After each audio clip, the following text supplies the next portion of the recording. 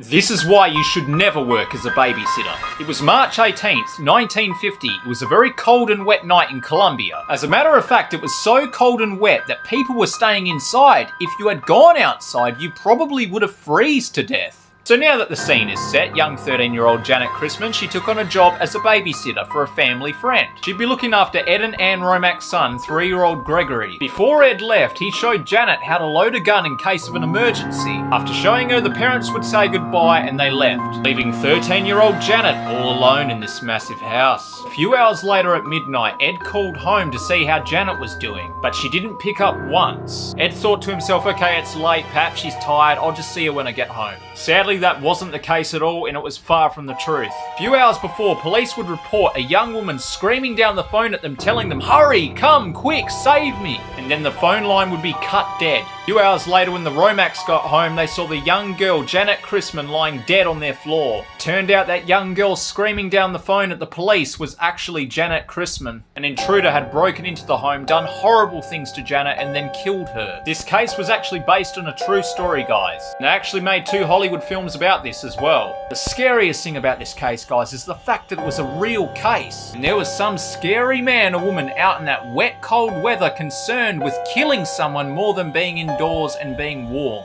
That just terrifies me. Let me know, would you ever babysit after hearing this story? Especially if you're 13 years old like she was? Follow for more.